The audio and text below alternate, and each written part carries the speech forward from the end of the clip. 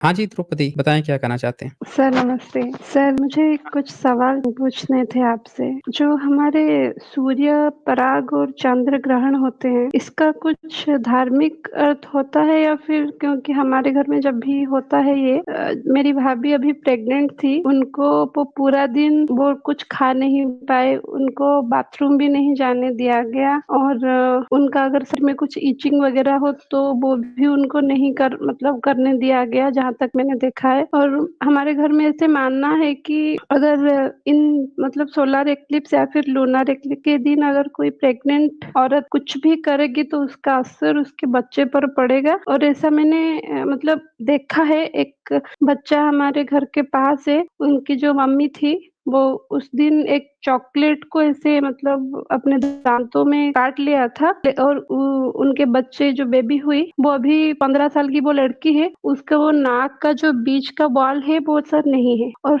ये लोग यही मानते हैं कि क्योंकि उसकी मम्मी एक्लिप्स के दिन वो चॉकलेट को खा लिया था, उसकी वजह से ये हुआ है। और एक औरत है, वो इस चीज को आजमाने के लिए एक दीवार में एक कीला ठोक दिया था और उसकी जो बच्चा पैदा हुई उसके जो कान में एक वैसा ही वो होल था। तो ये सारी चीजें सर, इसका कोई साइंटिफिक रीजन है क्या? यही सवाल था सर। देखें, ये जो आपने बताया ना वो पूरी तरह से अंधविश्वास से जुड़ा हुआ है। दरअसल हो क्या रहा है ना, पब्लिक जो है ना वो अपने एक्सपीरियंस से सीखती है। बुद्ध ने कहा था कि आप ना किसी भी चीज़ जो समझ में ना आए ना उसके पीछे का कारण पता लगाओ। तो पब्लिक जो है ना उसका कारण उनको समझ में नहीं आता है, क्योंकि कारण पता लगाने के लिए आपका ना दिमाग सटीक ढंग से काम करना चाहिए। तो अभी लोगों के मन में डर बैठा दिया गया कि आपके यहाँ बच्चा, पहले आपको पता ही है कि बच्चे जब जन्म लेते हैं तो पहले दर्जन-दर्जन लोग बच्चे पैदा करते थे, तब तो 3-4 बच्चे सर्वाइव करते थे। बचपन में बहुत सी बीमारियाँ होती हैं, बच्चे नहीं सर्वाइव कर पाते,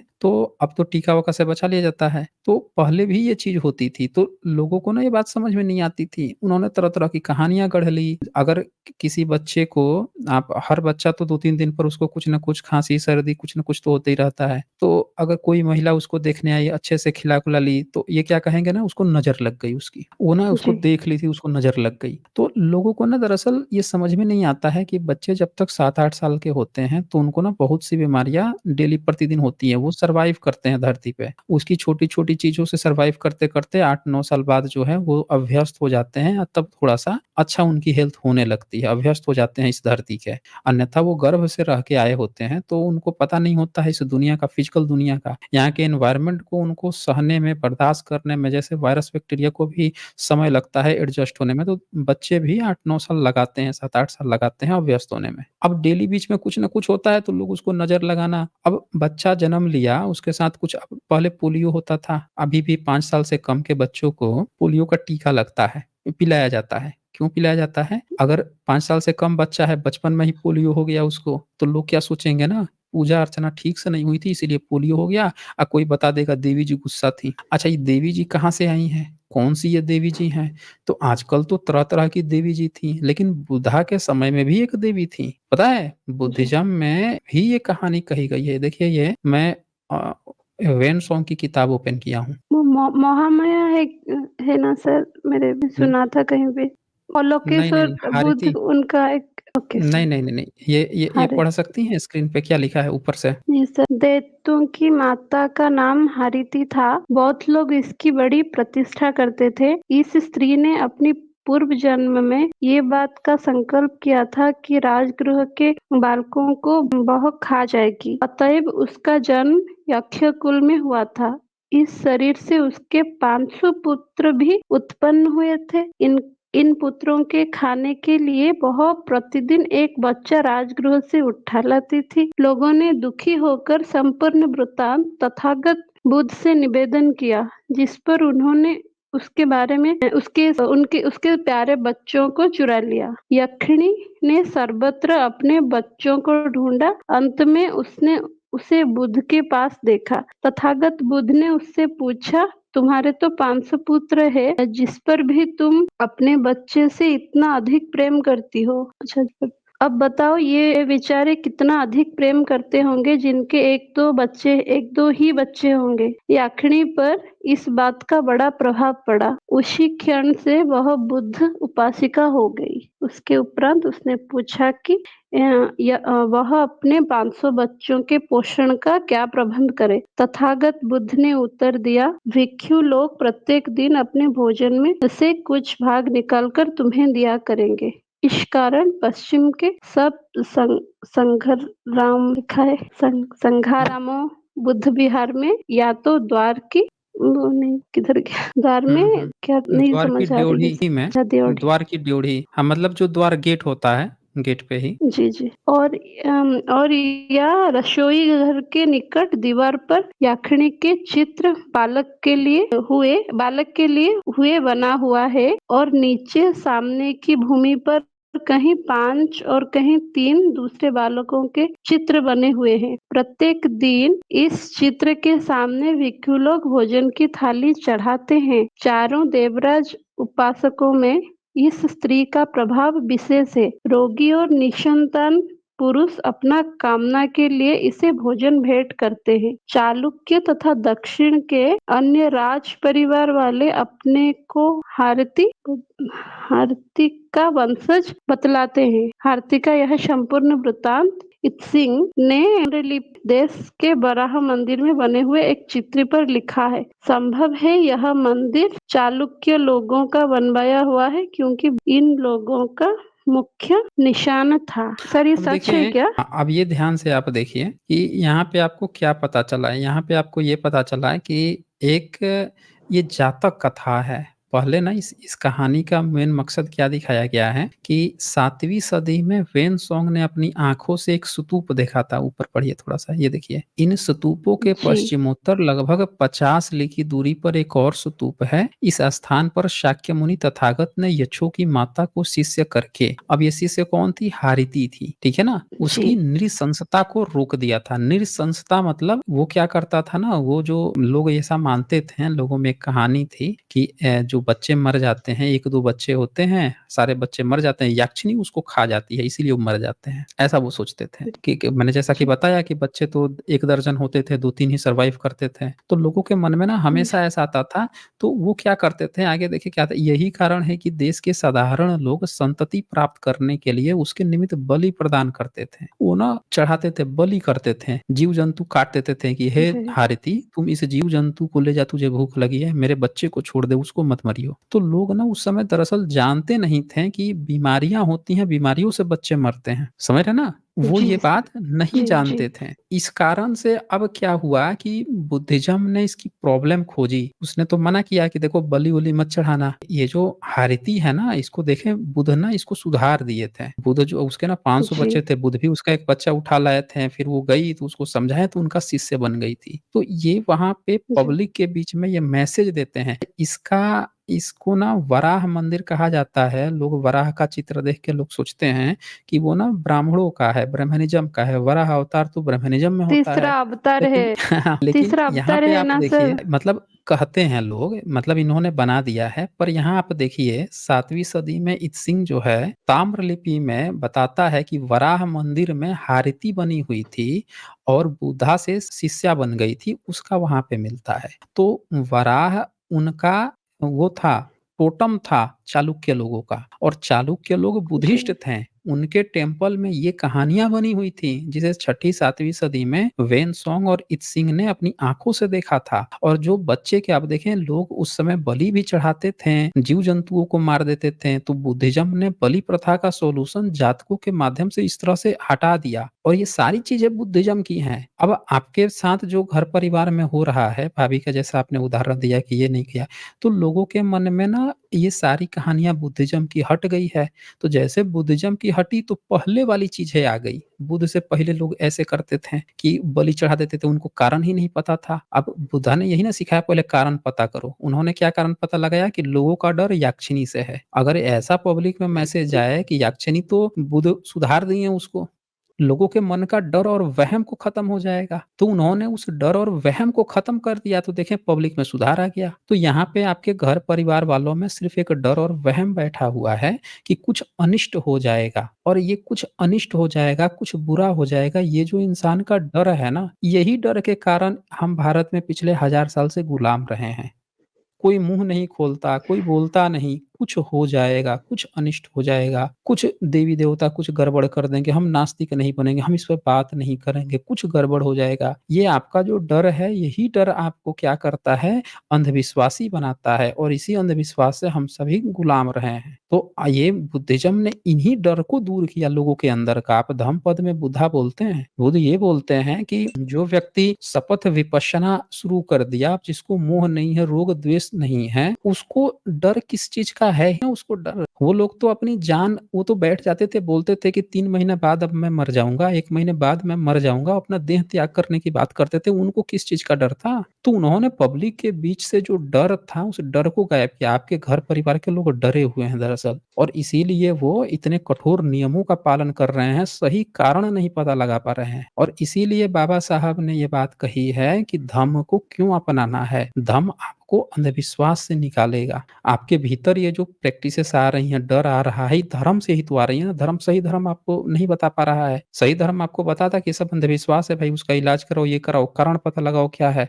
और सूर्य ग्रहण, चंद्र ग्रहण से कोई फ़र्क नहीं पड़ता। ज़्यादा से ज़्यादा यही कहा जाता है ना कि उसकी लाइट में मत जाओ, यही कहा जाता है। जी सर, अब तो देखिए सर, उसको क्योंकि बड़े हमारे यहाँ आसानी जो से। हाँ, बोलिए। जी, वो हमारे यहाँ जो डॉक्टर्स हैं, वो मेरा एक हुँ, हुँ। मतलब भाई एक डॉक्टर है, वो भी यही कहता है कि मत जाओ। वो कहता है कुछ बैक्टीरिया उसके किरण से पैदा होते हैं जो हमारे शरीर बकवास है। के लिए और खान बकवास है सर ये। वो हाँ, एक वो बकवास डॉक्टर है। है, कोई फिर भी वो यही बात कर बैक्टीरिया नहीं पैदा होते हैं ना, सनलाइट से बैक्टीरिया थोड़े पैदा होते हैं। आप ये देखिए, वो आपके नज़रों पे फ़र्क ना पड़े, पोलराइज़ेशन होता है, फ़र्क ना पड़े आपको, इसलिए कहा जाता है। अब ये बताइए, जब सूर्य ग्रहण, चंद्र ग्रहण होता है, तो बाकी आदमी उसमें वो खोजता है, अंधविश्वास खोजता है। घर के अंदर बना हुआ खाना फेंक देते हैं, उस समय खाना नहीं खाते हैं। अब वैज्ञानिक सब क्या करते हैं, सबसे ऊँचे स्थान पर पहुँच के, जितने भी साइंटिस्ट लड़के-लड़कियाँ हैं, वो सबसे ऊँचा स्थान खोज के जाके दूरबीन लगा के एक-एक चीज़ नोटिस कर रहे होते हैं। तो आप अंतर तो जी, वही देखिए, तो जब यही मैं वही अंतर है ना। पूछती हूँ जब मैं पूछती हूँ कि क्या ये सिर्फ़ क्योंकि मुस्लिम लोग तो ये चीज़ नहीं मानते हैं, ना ही ईसाई लोग हुँ, हुँ। मानते हैं और मैंने तो देखा है एक टीवी में कि हॉलीवुड जो जगह है कहाँ तो अमेरिका या फिर लंदन में कहीं हॉलीवुड सर एक जगह है ना, वहाँ पे तो लोग इकट्ठा होके वो देखते हैं अपना चश्मा-वश्मा लगा के। तो जब मैंने पूछा हुँ, घर हुँ। में कि पापा वहाँ पे वो लोग तो देख रहे हैं खुले में जाके, उनको तो कुछ नहीं हो रहा है। नहीं तुम धर्म का सम्मान नहीं करती हो, ये पूछने वाली चीज़ नहीं है, मानने वाली चीज़ है। तो तो ये डर है, ये वहम है, और ये सारा चीज़ जो है धर्म से आ रहा है। सही चीज़ का चुनाव कीजिए।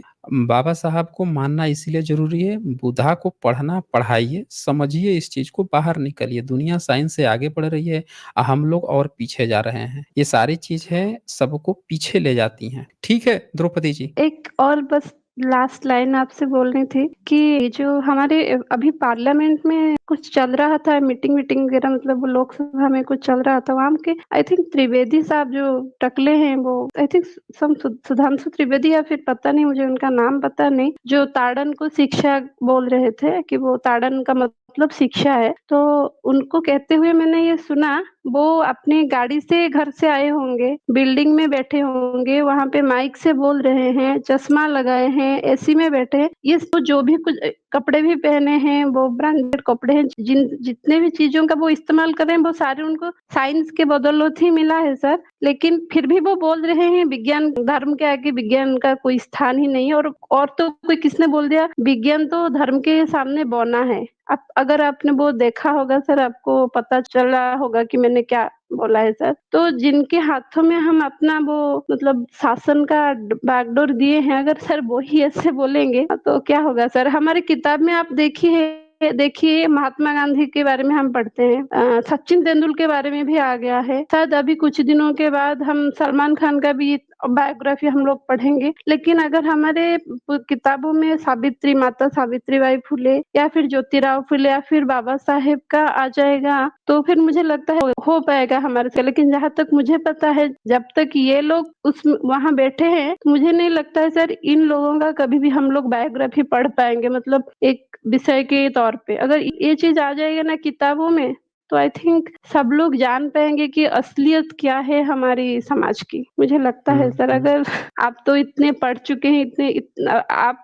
जब भी कुछ तथ्य बताते हैं, कुछ भी बातें बताते हैं, हर एक चीज का आप कुछ भी दिखाते हैं कि ये यहाँ पे लिखा है, ये वहाँ लिखा गया था, वहाँ पे ये मिला था। आप कभी भी, मतलब मैं अभी मतलब 10 दिन से आपको सुन रही हूँ, हालाँकि मैं मानती नहीं थी आपके बारे में, लेकिन 10 दिन से सर मैं आपको सुन रही हूँ। लेकिन मैंने कभी आपको ये कहते हुए नहीं सुना है, आप ये मान लीजिए या फिर आप ये यकीन कीजिए। आप हमेशा दिखाते हैं, यहाँ यहाँ लिखा है, हमेशा तार्किक बात करते हैं और आपका हमेशा कुछ ना कुछ प्रूफ रखा हुआ होता है। लेकिन ये जो हो रहा है सर, मतलब मैं तो मानती थी भगवान को, लेकिन अभी मैं इतना हिल गई हूँ अंदर से कि सच वाकई में क्या राम और कृष्ण नहीं है, ऐसा हो भी सकता है। और आप जिस तरीके से जितने भी प्रूफ दिखाए हैं, मतलब मैं, मेरे जो हस्बैंड है, हम लोग इतना मतलब अंदर से इतना हिल गए हैं, आपको बता नहीं सकते। हालांकि बहुत शुक्रिया अदा भी मैं आपका करना चाहूंगी कि आप जो कर रहे हैं, शायद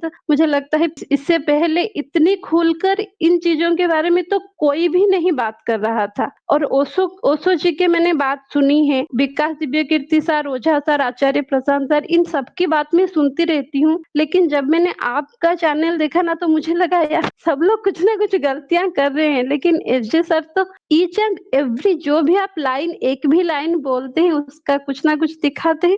और जितने भी लोग आपसे इतनी बदतमीजी से आगे बात करते हैं, आप उनको इतनी अच्छी तरीके से हैंडल करते हैं। ये तो मतलब ये कला तो आप तो मतलब क्या है पता नहीं। आपको मतलब बहुत-बहुत धन्यवाद करना चाहती हूँ। आपने पता नहीं कितने लोगों के आँखें खोल दिए हैं sir. Thank you very very much sir. जी, द्रौपदी जी आपने बहुत तारीफ़ कर दी, शुक्रिया। ये देखिए मैंने जो आपने कहा ना कि कोई सुधांशु हैं, त्रिवेदी हैं, अगर त्रिवेदी की जगह ज़रा सोचिए वो सुधांशु अम्बेडकर होते हैं। उनका जन्म एक जी, बहुजन परिवार में हुआ होता और वो उस दर्द को महसूस किए होते हैं कि किस तरह से कहीं पे धुतकार दिया जाता है, कैसे इंटरव्यू में छाँट दिया जाता है, कैसे क्लास के बच्चे ताने मारते हैं, कैसे पीठ पीछे कहते हैं कि भई इस जाति का है, सुधर रही हो बे, या वो कहिए ये खाना नहीं खाना है, उसके साथ ये करना है, या फिर उसको चिढ़ाते कि तू रिजर्वेशन से आया है, तू इससे आया है, तुम्हारी पूछते क्या कर रही थी, तुम लोग क्या कर रहे थे? जब बार-बार के जगह-जगह पे अगर इस तरह के ताने सुने होते तो मेरे ख़्याल से शायद वो ऐसी बातें नहीं करते हैं, ठीक है ना? ये यहाँ पे सारा जी, खेल जाति का है। आप किस जाति में हैं, आपने अपने प्रैक्टिकल लाइफ़ में क्या सहा है? अगर आपने कभी नहीं सहा है, तो आपको कभी महसूस ही नहीं होगा ना वो चीज़। वो है ना प्यास का मज़ा उसे ही मिलता है जिसके पाँव कभी रेगिस्तान में पड़े हों। तो जिसके पाँव कभी रेगिस्तान में जी, पड़े ही नहीं है, वो क्या जानता है उसका दर्द को, उस भूख को, उस प्यास को क्या जानता है? अब ये किताब है तुलसी शब्द सागर, अवधी भाषा की डिक्शनरी है। ये स्पेशल तुलसी शब्द सागर इसलिए लिखी गई ताकि तुलसी ने जो-जो बात कहे हैं अवधी भाषा में उसका क्या मतलब है। अब यहाँ पे लिखा है ताड़त, तो जो-जो शब्द आए हैं तुलसी के ना उसी का एग्जैक्ट मीनिंग उसी भाषा में दिया गया है। ये संस्कृत डिक्शनरी नहीं है, अवधी भाषा का तुलसी शब्द सागर है। क्या लिखा है ताड़त जी, मतलब मारता है, डाँटता है, मारते हुए, ताड़ना करते हुए, सापत ताड़त परुष कहनता, यानी जहाँ पे ये शब्द आया है सापत ताड़त, तो ताड़त का मतलब डाँटता है, मारते हुए, ताड़ना करते हुए। दूसरा जगह है ताड़न, उसका क्या मतलब है? मार, प्रहार, आघात, घूर की धमकी। उसके बाद से ताड़ना, सकल ताड़ना के अधिकारी। ताड़ना का क्या मतलब है? मार, दंड, घुड़की, हाँ, सकल ताड़ना के ओके, अधिकारी। देखें, सकल ताड़ना के अधिकारी आज डिक्शनरी में साफ-साफ बोल दिया मार, दंड, घुड़की। सवाल ये है कि अगर किसी को भी व्यक्ति एक्स, वाई, जेड को, किसी को भी व्यक्ति को अगर ऐसा लगता है कि भाई वो सही हैं और बहुजन समाज या जो भी लोग हैं सही से नहीं बता पा रहे हैं, तो उनको किताब खोल देनी चाहिए। किताब खोल के बताना चाहिए कि उनके ही पुरखों ने जो किताबें डिक्शनरी बना रखी है, उसमें ये बातें क्यों लिखी हैं। आज आप जो हैं बिना किताब खोले हुए केवल मुँह से ऐसे उल्टी-सीधी कुछ भी आप कह देंगे, उसको कौन मानेगा? आप एक बार किताब उसको खोल लीजिए, खोल के दिखा दीजिए कि देखो भाई, आज जो मैं बात कह रहा हूँ यही हमारे पुरखे भी कह के गए हैं और देखो इसीलिए किताब में ये बात लिखा है, तो पब्लिक बिलीव कर लेगी। आपने कहा ना कि आप किताब खोल के दिखाते हैं, तो उनको किताब खोल के कोई दिखाएगा, उनकी भी बात मानेगी। केवल कह देना, केवल अपनी तरफ से गलत व्याख्या कर देना, ये कोई सबूत नहीं होता है। तो ठीक है, द्रौपदी जी। हाँ जी, कट्टर सनातनी हिंदू। बताएँ भई, बताएँ आज क्या गुल खिलाना है आपको? सर मेरे को एक चीज़ समझ नहीं आती। आप कहते हैं कि भई हमको पाखंडवाद से बाहर निकलना है। पहले आप ओके। कहते थे कि ये सारे जितने भी त्योहार वगैरह हैं, सब पर्व हैं, ये सारे पाखंड है, अंधविश्वास हैं। लेकिन सर अभी मैं देख रहा हूँ कि अब आप सारे ही पर्वों पे आप अपना वो बता रहे हैं अधिकार। बताइए ये कैसे? नहीं तो हम ये थोड़े कह रहे हैं कि आपको पाखंडी बन के त्योहार मनाना है। हम तो आपसे ये कह रहे हैं कि भई हमारा जो कल्चर है, ये तो आप शुरू से पहला वीडियो से हमारा देखते जाइए।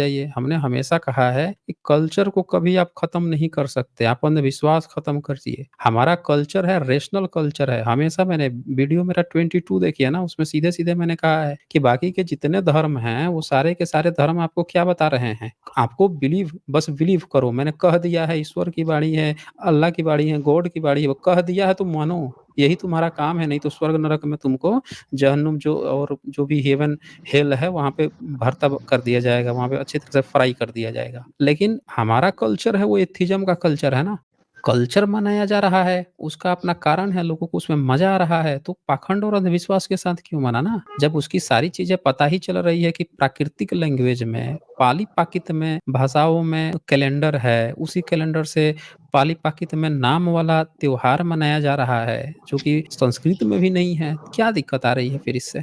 बताएँ हमें। तो हम थोड़े ये कह तो रहे हैं कि हिंदू हम ये थोड़ी कह रहे हैं कि नौ दुर्गा मनाइए और 8वीं के दिन और 9वीं के दिन जो है मुर्गा और बकरा काटिए, हम ये तो कह नहीं रहे हैं। जबकि आप चले जाइए कई मंदिरों में कटता है, पूरे नॉर्थ ईस्ट में कटता है, अष्टमी को, नवमी को, नवरात्र में। बोल दीजिए कि नहीं कटता है। तो सर आप फिर उसको क्यों नहीं बोलते हो कि वो भी हिंदू बुद्धिज़्म का है, लेकिन आप उसको छोड़ तो देते हो? भई हम ये बताइए कि अभी हमने एक कोट पढ़ाया इससे पहले जो आई थी महिला उनको कि पहले लोग बलि देते थे। एक कोई देवी थी हारिती उससे डरते थे। बच्चा होता था, बीमारी होती थी, मर जाता था। तो लोग सोचते थे कि मर गया है तो भाई इसको ना देवी जी खा गई हैं। तो बुद्धिज़्म ने कहानियाँ बनाई, जातकें बनाई जिसमें वो हारती की प्रॉब्लम सही करते हैं बुद्ध उन कहानियों में। और फिर लोगों में कॉन्फिडेंस आता है कि हाँ, बुद्ध ही सही कर सकते हैं। और सही कर दिए इसका मतलब कि अब हमको बलि चढ़ाने की नहीं ज़रूरत है। तो बुद्ध तो पाखंड और अंधविश्वास को दूर कर रहे हैं पब्लिक के बीच में एजुकेशन से, जिस माध्यम से लोग समझ सकें। हम भी वही बता रहे हैं कि जिस माध्यम से लोग समझ सकें अपने कल्चर को बचाते हुए चलना है, अंधविश्वास पाखंड नहीं करना है। क्या गलत कर दिया हमने भाई? और आप क्या कहना चाहते हैं इसमें? बोलिए। तो सर ये बताइए, तो ये जो हुँ। छठ पूजा है, तो एक तरीके से सर आपके हिसाब से तो ये भी फिर अंधविश्वास ही है ना? लेकिन आप कह रहे हैं कि ये देखिए बुद्धिज़्म का त्योहार है। भई हम ये कह रहे हैं कि बुद्धिज़्म की ये परंपरा है। अंधविश्वास तब होता जब इसमें आप ना चीज़ों को, पदार्थों को बर्बाद करते हैं। जब इसमें आप कोई बलि चढ़ाते हैं, आप इसमें किसी का गला रेत देते हैं। देखें अभी कितने मंदिरों में जाके बलि प्रथा चढ़ती है। पाखंड खूब होता है, यज्ञ हवन खुश किया जाता है। इसमें क्या हो रहा है कि महिलाएँ व्रत रख रही हैं, व्रत रख के जाती हैं वहाँ पे, स्तूप बनाती हैं बुद्ध का, अब वहाँ पे अपनी प्रैक्टिस करती हैं। हम तो इसके समर्थक भी नहीं है कि वो ऐसा करें। हमने कभी कहा कि सब लोगों को छठ मनानी चाहिए, ये कभी नहीं सुने होंगे। हमने उनको ये बताया कि वो जो मनौती मन्नत भी माँग रही हैं, जो स्तूप बना रही हैं, वो बुद्धिज़्म से रिलेटेड है, उसी की वो कर रही हैं उपासना, लेकिन अपने को वो समझ रही हैं कि वो किसी हिंदू का कोई कल्चर मना रही हैं। हम उनको वो बता रहे हैं कि जब वो स्तूप है, तो फिर आपको इतनी हार्ड फास्टिंग करने की नहीं ज़रूरत पड़ेगी। अगर आपका कल्चर है, तो हमने क्या कहा कि एक स्टेप आगे बढ़िए, एक स्टेप आगे बढ़ने के बाद से आप उसको समझोगे ना फिर, कि आगे हमको क्या करना है, इसकी भी ज़रूरत है कि नहीं है। ये तो आस्था हो गई ना, तो आँख मूंद के कुछ भी किए जा रहे हो, कुछ भी किए जा रहे हो। पाखंड वो हुआ जो आँख मूंद के किया जाता है। समझ रहे हैं आप? तो सर क्या अभी बुद्धा ने अभी कभी सर हाँ, बोलिए, बोल लीजिए। हाँ, तो सर अभी महीने 2 महीने बाद प्रयाग में वो है कुंभ है सर। तो फिर अब आप ये हुँ। बताइए कि मतलब फिर ये बुद्धिज़्म का है या नहीं है? और जो वो कामाख्या में जो बलि प्रथा होती है, वो फिर बुद्धिज़्म का है या नहीं? देखें, एक बात तो आप समझिए कि जो जिसकी आप चर्चा किए अभी कुंभ कुंभ मेले की, तो कुंभ मेला का ज़िक्र इतने सारे लोग आए हैं, किए तो हैं कुंभ मेला का ज़िक्र। आपको याद है कि किस यात्री ने किया था कुंभ मेले का ज़िक्र? हुँ? सर देखिए जो भारत कुंभ मेला में है वो सर जो नालंदा शिव जी हैं नालंदा अच्छा बोलिए, बोलिए सुन ले हम भाई, जो सर क्या कारण है? जो सर कुंभ मेला है वो सर शिव जी के जो एक हम्म। कहानी है उसके हिसाब से सर मनाया जाता है सर 4 जगह पे, वो आपको ही पता होगा। तो सर वो फिर कैसे सर बुद्धिज्म का हो गया? अरे भाई, ये एक मिनट, आपने कहा कि शिव जी हैं, ये 7वीं हम्म सदी में 6ठी सदी में नालंदा विश्वविद्यालय के छात्र थे, 15-15 साल पढ़े हुए अपने समय के सबसे सर्वोच्च व मेधावी छात्र लोग थे। एक बार उनको भी तो पढ़िए कि उनके समय काल में, ये तो आपने अपनी तरफ से व्याख्या बना ली ना, ये तो आपको किसी ने व्याख्या सुना दी। हकीकत ये है कि इसके सबूत कहाँ हैं? क्या इसके कहीं सबूत मिलते हैं? किसी इंस्क्रिप्शन में मिलता है कि शिव जी जो हैं अपनी पत्नी का जो जल गई थी उनका लाश लेके घूम रहे थे, जहाँ-जहाँ गिरा वहाँ-वहाँ पे कुंभ का मेला लगने लगा, 4 जगहों पे क्या गिरा तो 12 साल में, कहीं पे मिला आपको सबूत? नहीं मिलेगा ना। लेकिन 7वीं सदी में सबूत मिलते हैं। ये देखिए ना, 15 साल ये बंदे ने पढ़ाई किया नालंदा विश्वविद्यालय में। अब प्रयाग के बारे में इतने डिटेल्स में लिखा। ये देखिए वेन क्या लिखता है। ये बताता है कि ये देखिए, उस समय उस नगर का राजा वैश्य जाति का, ये वैश्य लिख दिया है अनुवादक ने, वैश्य नहीं होता है, वैश्य होता है। वैश्य एक वंश है जिसका नाम हर्षवर्धन था। अब ये जो हर्षवर्धन राजा था, ठीक है, इसी का नाम शीलादित्य भी किया गया। अब ये जो क्या करता था, ये पूरा ये कहानी चल रही है यहाँ पे। अब मैं आपको दिखा देता हूँ कि जो कुंभ मेला की आप बात किए हैं, ये देखिए, ये पढ़िए तो स्क्रीन पे क्या लिखा है। कट्टर सनातनी हिंदू। सर एक मिनट पढ़ूं सर, एक मिनट रुकिए। हाँ, हम्म। प्रत्येक 5वें वर्ष में वह विमुक्ति कुंभ का मेला नाम का एक बहुत बड़ा मेला आयोजित करता था, जिसमें वह अपना संपूर्ण खजाना दान कर देता था। केवल सेना के हथियार शेष रहते थे, जिनका दान करना ना तो उचित ही था और ना ही दान कर देने पर भिक्षुओं के ही किसी काम के थे। प्रत्येक वर्ष सब प्रांतों के श्रमणों को वह इकट्ठा करता था और तीसरे तथा 7वें दिन सबको 4 प्रकार की वस्तुएं, अन्न, जल, औषधि और वस्त्र दान करता था। उसने कितने ही धर्म सिंहासनों को सोने से मढ़वा दिया तथा अनेक उपदिशासनों को रत्नों से जड़वा दिया था। उसने भिक्षुओं को वादानुवाद डिबेट के लिए भी आज्ञा दे रखी थी तथा अनेक सिद्धांतों पर स्वयं विचार करता था कि कौन सा सिद्धांत सबल और कौन सा निर्बल है। भिक्षुओं को दान, दुष्टों को दंड, दुष्टों का अनादर और ज्ञानियों का आदर करने के लिए सब प्रकार से तैयार रहता था। यदि कोई भिक्षु सदाचार के नियमानुसार आचरण रखते हुए धर्म के मामले में विशेष प्रसिद्ध हो जाता था, तो राजकुमार उस भिक्षु को बड़ी प्रतिष्ठा के साथ सिंहासन पर बैठाकर उसके धार्मिक उपदेशों का श्रवण करता था। अब जी। ये बताइए कि ये तो राजा जो है, हर्षवर्धन राजा है, शीलादित्य है, ये तो बता रहा है कि कुंभ का मेला जिसे आप समझते हैं, उस समय इसका नाम विमुक्ति था, जो हर 5 साल में वो जो संगम था वहां पे मनाया जाता था और वहां पे वो अपना तो संपूर्ण संगम तो इसमें खजाना नहीं दान लिखा कर हुआ है। देता था। अरे भाई, संगम नहीं लिखा हुआ है, पढ़िएगा तब ना आपको पता चलेगा कहाँ की बात चल रही है। ठीक है, आप हम्म। बताइए, आगे बताइए आप। ठीक है, आप आगे बताइए। ये जिस जगह की बात, ये देखें यहाँ पे क्या लिखा है, उसने गंगा के किनारे पर कई हजार स्तूप 100-100 फीट ऊंचे बनवाए। ये दिख रहा है आपको? दिख रहा है सर। दिख रहा है ना? और हम्म जिसने खाने और पीने की सब प्रकार की सामग्री प्रस्तुत रहती थी तथा वैद्य लोग औषधियों सहित सदा तैयार रहते थे, जिन्होंने यात्रियों के निकटवर्ती दुखी दरिद्र व्यक्तियों को बिना किसी प्रकार की रुकावट के अपरिमित लाभ पहुंचता था। सब स्थानों में जहां जहां पर बुद्ध भगवान का कुछ चिन्ह थे, उनको संग्राम स्थापित किए।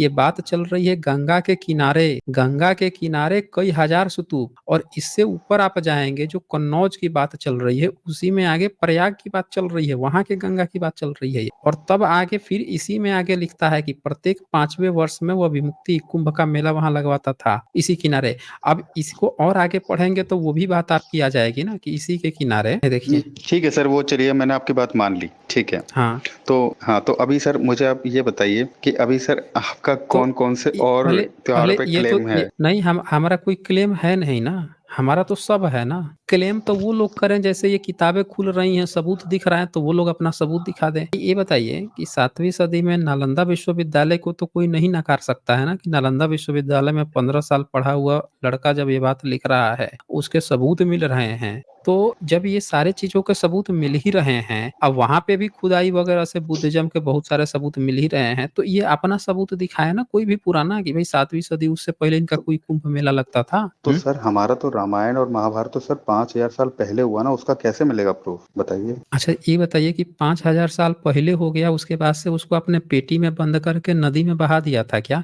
कि उसके बाद से कभी हुआ ही नहीं? सर अब फिर 5000 मुगल साल काल में में वो सर सारी पेटी मिल गई। सभ्यताएं। नहीं ठीक है, 5000 साल पहले आपने की, तो फिर आपने रामायण, महाभारत में अपनी ये कुंभ वाला काम कर लिया। फिर सारा अपना नियम, कानून, पोथी पत्रा एक वो लेकर आए, एक बाल्टी लेकर आए, एक जो है बक्सा लेकर आए, उसमें रख दिए, गंगा में दहवा दिए। फिर सीधे अंग्रेजों के समय में वो बक्सा खोलने लगे दिखाने कि देखो हम तो सीधे त्रेता युग में या द्वापर युग में करते थे, बीच में कभी नहीं किया, ये सब पेटी में रखा था इसीलिए आपको सबूत नहीं मिल रहा है। कागज में लिख के रखे थे, ऐसा था क्या? 5000 साल पहले किए होंगे तो 4000 साल पहले भी किए होंगे, 4000 साल तो 4500 साल पहले भी किए होंगे, 3500 साल कभी तो दिखा दीजिए, 2000 साल पहले भी तो किए होंगे, परंपरा पीढ़ी दर पीढ़ी तो लाए होंगे, तो हर पल किए होंगे ना, हैं? चलिए सम्राट अशोक के समय ही दिखा दीजिए, 2500 साल पहले, सवा 2000 साल पहले भी तो किए होंगे। जब 5000 साल पहले किए हैं तो पीढ़ी दर तभी आए होंगे जब हर हर साल, हर वक़्त किए होंगे तो। ये तो हर साल करने वाला पर्व है, या उसको बक्से में बंद करके कहीं रख दिए थे इसीलिए बीच में दिखाई नहीं देता है, सीधे 5000 साल सीधे अंग्रेजों के काल में, मुगल काल में। सर हुँ? देखिए, आपने सम्राट अशोक का भी नाम लिया, तो सम्राट अशोक तो जब कलिंग का युद्ध हुआ था उसके बाद उन्होंने बुद्धिज्म को एक्सेप्ट कर लिया, और उससे पहले तो वो हिंदुइज्म में थे, और जो उनके वो कौन है, पिताजी के पिताजी जो शायद चंद्रगुप्त मौर्य हैं, वो भी तो हिंदुइज्म में थे। कैसे पता चला आपको कि वो हिंदुइज्म में थे? ये कैसे पता चला कि सम्राट अशोक जो है बुद्धिज्म अपना लिए थे, पहले हिंदू थे? ये बताइए कि सम्राट अशोक जो हैं, उन्होंने कहीं लिखवाया है कि वो पहले हिंदू थे फिर बुद्धिस्ट बन गए? नहीं, ये तो किताबों में पढ़ा है। हम सबूत माँग रहे हैं ना, किताब में तो आपको कोई भी स्पाइडरमैन, बैटमैन भी पढ़ा देगा, टीवी फ़िल्में बना के, आजकल तो यही चल रहा है ना, बस मुँह खोला, शब्द का पोड़ दिया, हो गया सबूत। हम सबूत पूछ रहे हैं कि कोई ऐसा सबूत आप बता दीजिए जिससे आपको पता चला हो कि भई चंद्रगुप्त मौर्य जो हैं वो हिंदू थे या सम्राट अशोक लिखवाए हों। जब सम्राट अशोक की हर एक बात ही लिखित रूप में मिलती है, वही लिखवा रहे हैं, उन्हीं का पढ़-पढ़ के सब लोग सबूत दे रहे हैं, तो फिर वो ये भी तो लिखवाए होंगे ना कि भाई देखो हमारा जो है हम वो थे हिंदू थे, हिंदू से हम बुद्धिस्ट बन गए हैं। कहीं लिखवाए हैं उन्होंने? तो सर जो उनका अशोक चक्र मिला था, जो अशोक चक्र जो भारत का वो है, वो है निशान है, एम्बलम है, तो उसपे भी तो सत्यमेव हुँ। जयते लिखा है ना, आज भी भारत के उस पे एम्बलम पे, तो वो तो संस्कृत का ही है ना, अच्छा हिंदुइज्म का। सत्यमेव, अच्छा ये मेव बताइए, जयते। सत्य सत्य जो लिखा है, उस सत्य में स जो शब्द है, वो तालाबे स में है, मूर्धन्य स में है? सर सा सलेट वाला सा। मतलब हम्म मूर्धन्य स है ना? मूर्धन्य स है हम्म ना? तो मूर्धन्य स हम्म है तो वो आप कैसे उसको संस्कृत कैसे बना दिए भाई? वो तो पाली का हुआ ना? वो तो पाली हुआ। सत्य मेव, मेव शब्द कैसे आप उसको संस्कृत बना दिए? सत्यमेव। जयते, जयते भी नहीं होता, जयति होता है। संस्कृत में लिखेंगे तो जयति लिखना पड़ेगा, वो जयते है, ये बुद्धिस्ट हाइब्रिड है। आपका तो है ही नहीं। आप जाके संस्कृत के विद्वानों से पूछ लीजिए कि भाई वो संस्कृत आपका कैसे हो गया? संस्कृत में सारी चीज़ें लिखी हुई मिल रही हैं बुद्धिस्ट की। बुद्ध चरित्र जो है आप संस्कृत में लिख के दे रहे हो। आप वो ललित विस्तर संस्कृत में लिख के दे रहे हो। धम्मपद आप संस्कृत में लिखे हो। त्रिपिटक पूरा आप संस्कृत में लिखे हो। आपकी कोई भी ग्रंथ जो है पाली में लिखी हुई नहीं मिली। बताइए, आपकी एक भी ग्रंथ हम्म। पाली में लिखी हुई नहीं मिली, लेकिन बुद्धिस्ट की सारी किताबें आपने संस्कृत में लिख ली। कैसे? अगर आपकी भाषा के बाद पाली आया होता, तो ऑफ़ कोर्स आप आम जनमानस के पास पहुँचाने के लिए पाली में लिखे होते। तो इससे ये पता चलता है कि पहले पाली पाकित थी, फिर संस्कृत आई, तभी आपने पाली पाकित को संस्कृत में अनुवाद किया। जैसे मुस्लिम आए थे, तो पहले मुस्लिम जब आए यहाँ पे तो उनके साथ अरबी फ़ारसी आई, तब आपने यहाँ की किताबों को अरबी फ़ारसी में लिखा। अंग्रेज आए, तो उनकी भाषा बाद में आई, तब उन्होंने इन सारी चीज़ों का अनुवाद अंग्रेजी में किया। तो जो बाद में आता है, वो अपने में अनुवाद करता है। तो आपने पाली-पाकित की किताबों का संस्कृत में अनुवाद किया, लेकिन एक भी संस्कृत किताब का पाली-पाकित में नहीं अनुवाद किया, यानी पाली-पाकित आपके बाद आई ही नहीं है, आपके पहले थी। समझ रहे हैं मेरी बात को? तो सर आप ये कहना चाहते हैं कि कोई भी मतलब हिंदुइज्म का ग्रंथ कोई भी पाली पाकित लैंग्वेज में क्यों नहीं है, आप ऐसा कहना चाहते हैं? ये बताइए कि जब आम जनमानस की भाषा पाली-पाकित है, कैलेंडर पाली-पाकित में है, पर्व त्योहार पाली-पाकित में है, तो भैया अगर संस्कृत में होता आपका तो पाली-पाकित में आम जनमानस को समझाने के लिए पाली-पाकित में लिखते हैं ना। पर्व त्योहार का नाम आपका होता तो पाली पर्व त्योहार का नाम लिखते हैं, बनाते। रामनवमी, आप रामनवमी करते हो, तो आप ये बताइए कि आप जो है राम शब्द नवमी आप उसको संस्कृत में लिखते हैं ना, आप जो है तो कैलेंडर देखिए ना, चैत्र, वैशाख, जेठ, आषाढ़, सावन, भादो, कुंवार, कार्तिक, अगहन, माघ, पुष, फाल्गुन, मतलब 12 जो मंथ हैं, वो भी आपके पाली पाकित में है, बुद्धिस्ट के हैं। सब आप चौथ मना रहे हो, तीज मना रहे हो, आज छठी मनाने जा रहे हो, सब पाली पाकित में है, आपका एक भी संस्कृत तक में नहीं है। तो संस्कृत अगर आपकी आ गई थी, तो संस्कृत में तो सब कन्वर्ट कर लिए होते ना, आपका पर्व त्योहार था, ये तो ज़बरदस्ती आप चिपका रहे हो उसपे। आप जबर अच्छा, सर अब ये एक बात बताइए। और एक बात और, आपने क्या कहा था कि सम्राट अशोक जो हैं, वो हिंदू थे या बुद्धिस्ट बन गए, ठीक है? ये हम्म, बताइए, ये मैंने पाहियान की किताब खोली है, 399 ईस्वी में भारत में आया है ना? हम्म। अब इसने चौथी सदी है, अंगार स्तूप देखा था यहाँ पे। इतनी एक नंबर पढ़िए तो क्या लिखा हुआ है? यह स्तूप मौर्यों का बनाया हुआ पिपली वन में था। भगवान बुद्ध के महापरिनिर्वाण पर जब उनके शरीर के सब धातुओं का विभाग हो गया, तब मौर्य लोग पहुंचे। उन्हें द्रोण ने, अभी देखिए सर, द्रोण आ गया तो द्रोणाचार्य तो आ ही गया ना। आप देखिए, वर्ड आ गया द्रोणाचार्य। अरे पहले चिता पढ़ के लीजिए, फिर अंगार पहले पढ़ दिए लीजिए। थे। ओके। उन्हें लाकर उन लोगों ने अपने यहाँ पे स्तूप बनवाया। यह स्थान गोरखपुर हुँ। जिले में कसया अब वो जंटी के दूसरा हो पास गया, है। वो दूसरा जगह चला गया। अब यहाँ पे द्रोण देवनागरी लिपि में लिखा है, उसका नाम दोन है, दोन। और वो जो दोन है ना, उसका चित्र भी मिला है ना, चीवर पहिना है, जनेऊ थोड़े पहिना है, हैं? बुद्ध की अस्थियों का, आप बुद्धा बोन्स जो है, जो 8 पार्ट में डिवाइड हुआ है, उसका आप तस्वीर देख लीजिए, तो वो आपको मिल जाएगा ना। रुकिए, मैं निकालने की कोशिश करता हूँ। तो आपसे जो उस भी सर जुड़े होंगे, वो सर कोई हिस्ट्री में पास हुआ है कि नहीं, ये बताइए। सब लोग हिस्ट्री से ही पढ़े हैं भाई, पूरे हिस्ट्री में ही सारा पढ़ाई हुआ है। आप काहे सोच रहे हैं कि हिस्ट्री में नहीं हुआ है? हिस्ट्री में उसका पूरा पढ़ा गया है, उसका सारा चीज़ निकाला गया है, रिसर्च की गई है, इस हवा में बात चल रही है। अब ये तो सर देखिए, हम आपके आपको हिसाब से अगर पेपर लिखा जाएगा तो फिर तो फेल हो सकते हैं सर हम। फेल हो नहीं, आगे फेल होंगे ना, आगे लोग फेल होंगे ना। आप पहले ये देखिए, अब यहाँ पे पहले ये देखिए, ये यहाँ पे अंगार स्तूप को मौर्य ने बनाया किस समय? जब दोन ने 8 भागों में डिवीजन कर दिया, जब मौर्य लोग पहुँचे उनको दे दिया। तो मौर्य लोग मंदिर बनवाना चाहिए था, अगर वो लोग हिंदू थे, तो किसी ऋषि मुनि का समाधि बना दिए होते। वो बुद्धिस्ट का बना रहे थे। चलो ठीक है, वो बुद्धिस्ट थे, एक बात। अब बताइए कि क्या उसके बाद से सम्राट अशोक के बीच में उन्होंने धर्म परिवर्तन कर लिया था क्या कभी में? कोई सबूत मिला है उनके धर्म परिवर्तन करने का? इसका सर सबूत कैसे मिलेगा सर, उन्होंने कैसे मिलेगा? तो सम्राट, अब देखिए यहाँ पे हमारे पास क्या सबूत मिला? एक सबूत मिला कि मौर्यों ने सम्राट अशोक के स्तूप बनाए उनके अस्थियों पर, एक सबूत। सम्राट अशोक ने अपने पुरखों के काम को आगे बढ़ाया, दूसरा सबूत। अब उसके बाद से ये 2 घटनाएँ, पहला भी बुद्धिस्ट, दूसरे भी बुद्धिस्ट, बीच में धर्म परिवर्तन की कोई घटना नहीं, कोई सबूत नहीं। तो इसका मतलब तो ये है कि मौर्य शुरू से ही बुद्धिस्ट थे। इसके बाद से सम्राट अशोक के बाद से आज तक जितने मौर्यन्स हैं, क्या उन्होंने कभी धर्म परिवर्तन कर लिया क्या? बताइए, क्या पता नहीं सर इस उन्होंने बारे में। कभी धर्म, तो जब उन्होंने धर्म परिवर्तन नहीं किया है, तो वो फिर से बाय डिफ़ॉल्ट बुद्धिस्ट हुए ना। जब उन्होंने धर्म परिवर्तन करोगे तो आप मुस्लिम बन जाओगे, आप धर्म परिवर्तन करोगे तो आप जो है ईसाई बन जाओगे, यहूदी, पारसी हो सकता है बन जाओ, पारसी तो खैर नहीं बनने देता वो। आप ब्राह्मण भी नहीं बने हो, आप उनके क्या बने? शूद्र बने हो ना उनके।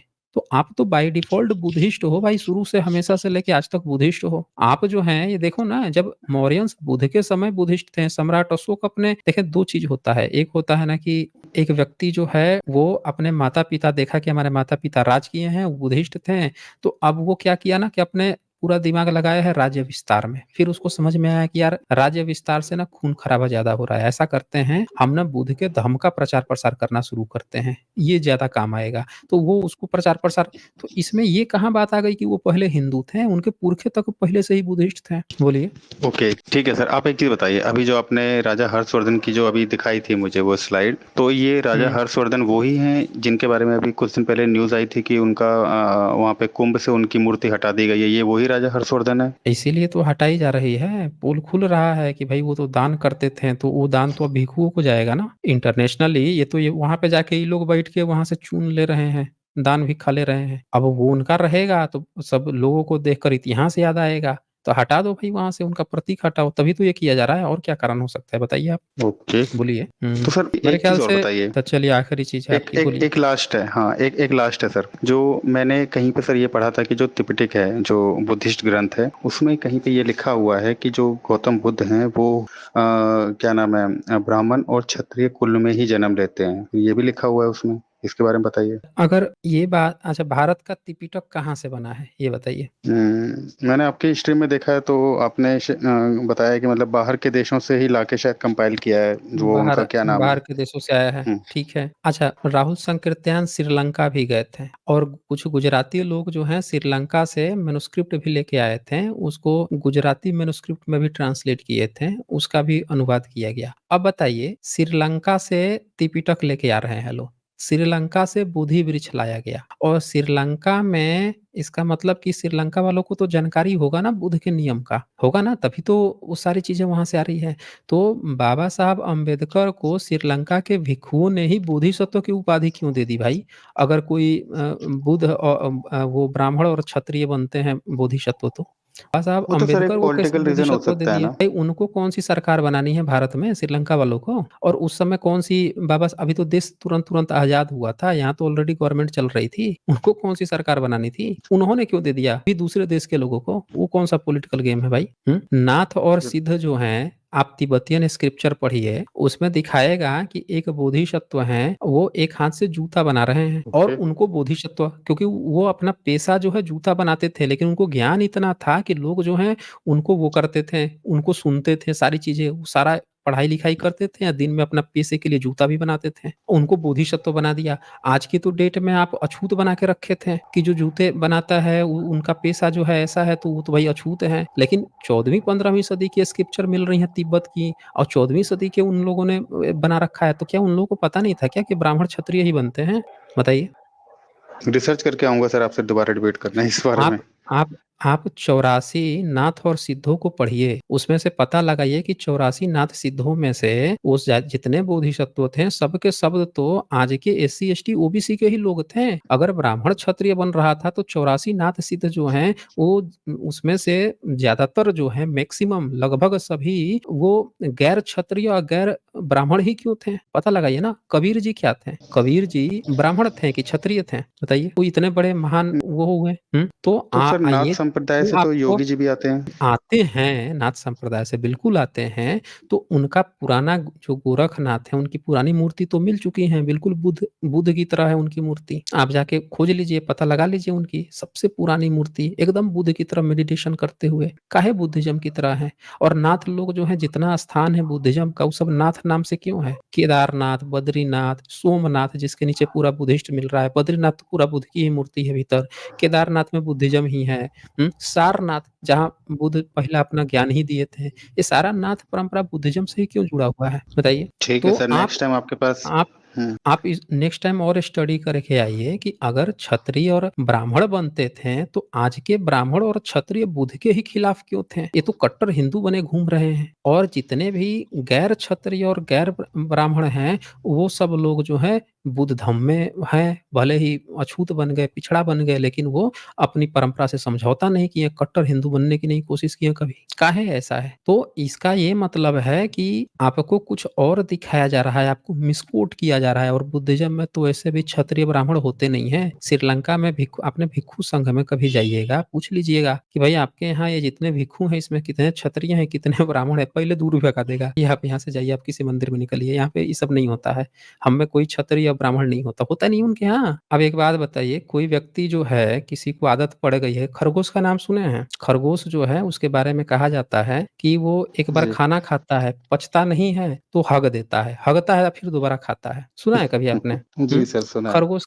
हम्म। हाँ, तो खरगोश जो होता है ना, उसका काम होता है कि वो पहले खाता है, खुद ही हगा हुआ फिर से खा लेता है। तो अब आप खरगोश को इंसान कैसे बना दीजिएगा? आप गाय का, भैंस का प्रॉपर्टी पता लगाइए, वो क्या करती हैं, उनके जो बच्चे होते हैं ना, उसका दूध पीते हैं, दूध पीते हैं, दूध पी के हग देते हैं। कभी कभी उनके ना जो गोबर होता है, उसको गाय खा जाती है, भैंस खा जाती है, आप देखिएगा ध्यान से, उनके गोबर को ही। अपने बच्चों के गोबर को खा जाती है। तो आप जो हैं जब यहाँ पे बात चल ही रही है तो कौन क्या कह रहा है, कौन क्या नहीं कह रहा है उससे हमको क्या मतलब है? यहाँ आप सबूत जब आपके सामने है तो किसी दूसरे के कहने का मोहताज हम थोड़े ही हैं, कौन क्या कह रहा है? दुनिया में हज़ारों, लाखों, करोड़ों लोग हैं। हर एक व जितना मुँह होगा उतनी हज़ार बातें निकलेंगी। आपको सबूत के साथ चलना है ना, आप यहाँ सबूत देख रहे हैं।